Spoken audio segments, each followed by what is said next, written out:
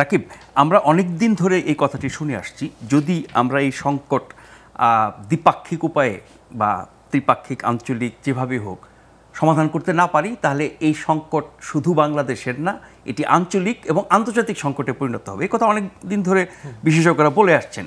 কিন্তু আন্তর্জাতিক যত প্লেয়ার্স আছে, তারা কি বিষয়টাকে এতটা গুরুত্বের সাথে নিয়েছে কখনো, বা এখন কি নিচ্ছে, নাকি তারা তাদের স্বার্থ খুঁজছে? এখানে আপনাকে আবার ধন্যবাদ। এক কথা উত্তর হচ্ছে তারা স্বার্থ খুঁজছে। আর সেকেন্ড কথা হচ্ছে কি, ওই ভাই যেটা বললো যে আমরা 18 সালে বা 17 সালে যখন তাদেরকে আশ্রয় দেওয়ার ক্ষেত্রে আমরা ভাবিনি, ব্যাপারটা আসলে তা এতটা সহজ না। কারণ হচ্ছে ধরুন আপনি দেখেন, আসলে রোহিঙ্গা উৎপাদন কাদের কিংবা রোহিঙ্গাদেরকে এখানে আনার পিছনের প্রত্যেকটা ভূমিকা হচ্ছে চীনের। এটা হচ্ছে এক নম্বর কথা। 2 নম্বর কথা হচ্ছে কি, 18 সালের ইলেকশন আমাদের দেখতে হবে। পতিত ফেসিস্ট শেখ হাসিনা গভর্নমেন্ট তখন প্রচণ্ড পরিমাণে চাইনিজ প্যাট্রোনাইজ ছিল, এবং চাইনিজ প্যাট্রোনাইজ কারণে তার রাজনীতির সুবিধার জন্য এবং ইলেকশন পার পাওয়ার জন্য তখন সেই অ্যাক্সেসটা দিয়েছিল তাদেরকে, আর কোনো কারণ নেই। আবার অন্য প্রসঙ্গে আপনারা আসি, সেটা হচ্ছে দেখুন এই রোহিঙ্গা সংকট, আমি করিডোরের বিষয়টা আপনার আসছি। করিডোরের বিষয়টা হচ্ছে তখন এই আন্তরিকতায় যখন আসছিল তখনই কিন্তু বলা হচ্ছিল যে যেন করিডোর প্রদান করা হয়। তার পরবর্তীতে আমরা বিভিন্ন মিডিয়াতে দেখছি যে করিডোর বিষয়ক আলোচনা আহ্বান করা হয়েছে, কিন্তু এখন পর্যন্ত মেইন স্ট্রিম মিডিয়াতে আমরা দেখিনি যে আসলে করিডোর দেওয়া হয়েছে কি বা দেওয়া হয়নি। কিন্তু আমাদের কাছে নিউজ রয়েছে, কিন্তু যেহেতু আমাদের কাছে নিউজ কনস্পাইরেসি থিওরি হিসেবে আমি ধরে নিলাম করিডোর দেওয়া হয়েছে, এবং করিডোরের মাধ্যমে অলরেডি একটি চালানো এসেছে, ইউএনডিপিটি চালানো হয়েছে, কিন্তু বাংলাদেশ গভর্নমেন্ট সেটি জানে না। এখন করিডোর দেওয়ার সমস্যাটাকে আপনাকে আমি বলি। করিডোর দেওয়ার অর্থ হচ্ছে কি, আপনি আমার রিজনাল স্টেবিলিটিকে নষ্ট করে দিলেন। এবং করিডোর তো ওয়ান ওয়ে কখনো হয় না, করিডোর 2 ওয়ে। এখন এক ওয়েতে যদি আপনি ধরেন মানে ত্রাণ দিলেন, মানবিক সহায়তা দিলেন, অন্য হয়তো আরও রোহিঙ্গা ঢুকবে।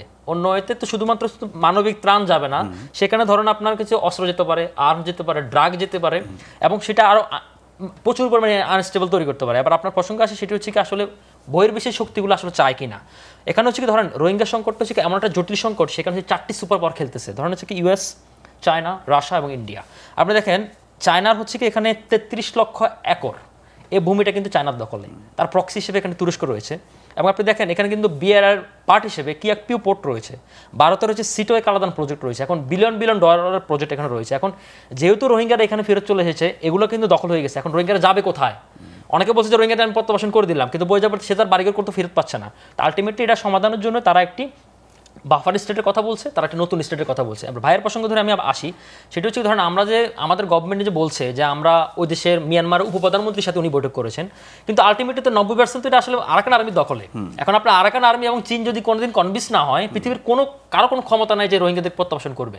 এখন আপনার ওই প্রসঙ্গে আসি, সেই প্রসঙ্গ হচ্ছে কি ধরেন আপনার এখন এখানে এত পরিমাণে ইনভেস্টমেন্ট, বিআরআই যে বিআরআই প্রজেক্টে হচ্ছে কি চায়না ইউএসকে থ্রেট করছে, এবং হচ্ছে কি শুধুমাত্র তাই না, ভারত কিন্তু তার দূরত্ব কমানোর জন্য তার নর্থ ইস্ট নিউজ, আমি 7 সিস্টার বলছি না, চিকেন নেক বলছি না, তার নর্থ ইস্ট নিউজকে কানেক্ট করার জন্য সিটোয়ে কালাদান প্রজেক্ট এখানে রয়েছে। এখন এই জটিলতম সমস্যার মধ্যে থেকে এটার আসলে কোনো সমাধান নাই।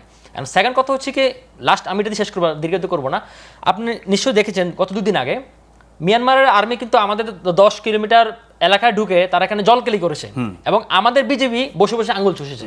শুধু তাই নয়, হ্যাঁ, শুধু আরাকান আর্মি ঢোকার বিষয়টা নিয়ে আমি আলাদা করে আলোচনা করবো। আমি বিরতিতে যাওয়ার আগে আপনার কাছে একটু জানতে চাই যে এখন ধরেন যে অ্যাক্টরসগুলোর কথা আপনি বললেন, 4টা দেশ মূলত, আমরা কি কোনো একটি দেশের সহযোগিতা নিয়ে এগুলো আরেকটি দেশের বিরাগ ভাজন হব কিনা, মূলত যদি বলি চায়না এবং আমেরিকার ক্ষেত্রে?